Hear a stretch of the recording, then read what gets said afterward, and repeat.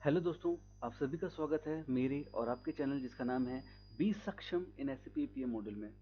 दोस्तों, बहुत सारे क्वेश्चंस आ रहे हैं, बहुत इंटरेस्टिंग क्वेश्चंस भी आ रहे हैं। ठीक है, तो एक क्वेश्चन आया था जिसमें एक यूज़र का क्वेश्चन था कि कोई भी मटेरियल कोड बनाते हैं तो उसमें कैसे बनाते हैं। सबसे पहले तो उनका ये था कैसे बनाते हैं मटेरियल कोड।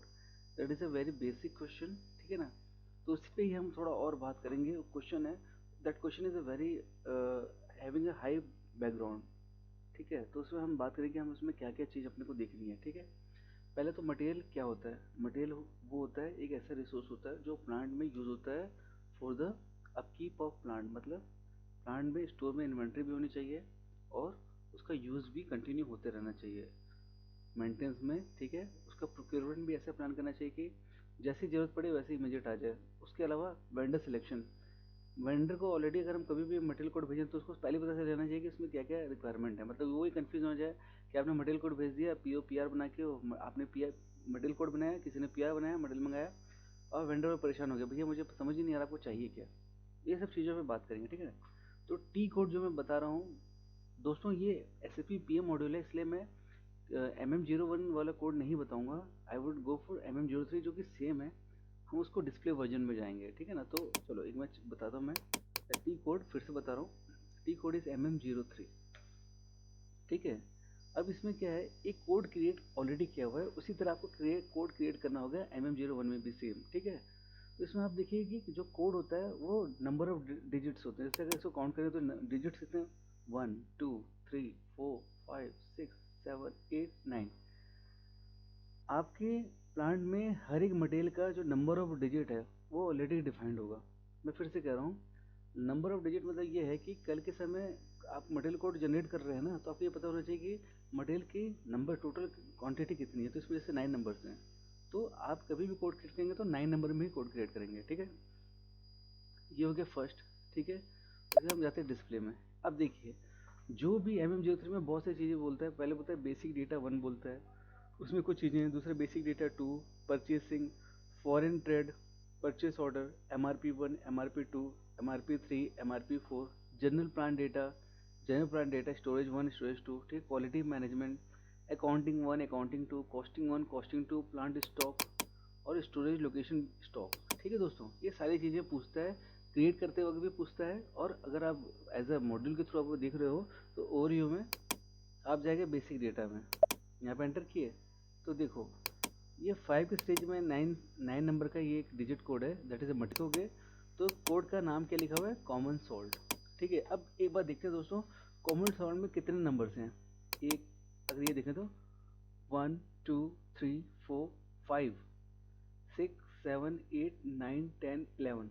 मैंने 5 क्यों काउंट किया वो देखिए, स्पेस को मैंने काउंट किया। तो एक चीज़ और बता रहा हूँ, कभी भी कोई भी मटेरियल कोड क्रिएट करते हैं तो उसमें एक ना टर्म्स आती है, एक ना रिस्ट्रिक्शन आता है कि जो ये कोड की जो डिस्क्रिप्शन है, that should not be exceed more than 40 characters. समझ रहे हो, 40 कैरेक्टर्स से ज़्यादा नहीं होना चाहिए। जैसे मैंने common salt for ETP, common salt for ZLD करके लिखा, अगर 40 से ऊपर हो गया तो 40 के बाद रिस्ट्रिक्ट कर देगा, जो भी लिखा आगे का वर्ड वो काट देगा। ठीक है, तो हमेशा ये ट्राई कीजिएगा कि विद इन 40 वर्ड आप उस वर्ड उस मटेरियल के डिस्क्रिप्शन को पूरा लिख दें। अब देखिए, कोई भी मटेरियल होता है तो उसका एक यूनिट मेजर होता है, दैट इज़ अ केजी। वो बहुत इंपॉर्टेंट है। ठीक है, उसके अलावा मटेरियल कोड, मटेरियल कोड दोस्तों वाई के सिरे में चालू होता है। ठीक है, या डिफरेंट सिरे में चालू होता है। ये क्या होता है, मटेरियल कोड होता है आपके जो मटेरियल है उसको डिस्क्राइब करता है मटेरियल क्या है। जैसे आप देखोगे जो 1 2 है रॉ मटेरियल अदर्स है। अब देखो वाई कौन से लेके कंटिन्यू लिखा ना, adhesive, bearing, belt, cable, cable circlip, civil item, filter element, fuse, gasket, general item, gland electrical, बाद में gland mechanical, glass items, hose, insulation, IT hardware, lab, light, miscellaneous, electrical instrument, mechanical, सारे miscellaneous हैं। उसके अलावा नट, oil, painting, आप देख रहे हो, पाइप हो गया, plant and lab chemical, printing, safety item, structure steel, switch and socket, tools, welding, ECB, actuator, battery. ठीक है, capacitor, card, casing, chain, coil, connector, controller, coupling. ठीक है, उसके अलावा देखिए DG spare, diaphragm, gear, impeller, junction box, lugs, meter indicating, miscellaneous, spare, mechanical electrical instrument, nozzle, piston, pulley, pump spare, अलावा RTD, shaft, sleeve, strainer, thermocouple, timer, transducer, transmitter, transformer, valve, wire mesh, warm wheel, forklift spare, ठीक है। ऐसे blower, chiller, chimney, air conditioner, admin equipment, conveying line, cooling DG engine, fan, filter, fire extinguisher, ठीक है। Forklift, heat. अब मैं ये सब क्या कह रहा हूँ, मैं आपको नंबर पढ़वा नहीं रहा हूँ, मैं आपसे पहले ये बोल रहा हूँ कि मैं देख क्या रहा हूँ। मैं ये देख रहा हूँ कि कोई भी जो मटेरियल है वो कोई पार्ट है, मतलब या तो वो कोई स्पेयर होगा जो कंज्यूमेबल होगा, या स्पेयर होगा, या इक्विपमेंट होगा। इक्विपमेंट हर एक चीज़ को डिफाइन करता है। जैसे मैं बोल दूँ ना कि बेल्ट है, तो बेल्ट का कौन सा पार्ट है, तो उसको हम शॉर्ट में और उसको डिफाइन करते हैं, मल्टी मतलब ब्रेकिंग करते हैं उसको। इससे आपको ये पता चला है कि आपका कोड क्या क्या आपका ग्रुप क्या है। इससे क्या आप करके समझ जाओगे। जैसे मैं मोटर बोला, तो मोटर जैसे वाई इक्विपमेंट 21 करके मोटर लिखूंगा, तो मोटर से रिलेटेड सारे मटेरियल कोड ऑटोमेटिकली आ जाएंगे। किसमें? MB52 में। तो MB52 में जाने से पहले क्या है, जब तक कोई क्रिएट नहीं करेगा तो आप समझ नहीं पाओगे। तो बहुत इंपॉर्टेंट है क्रिएटर का, जो इसे क्रिएट करता है उसको मटेरियल का ग्रुप पता होना चाहिए।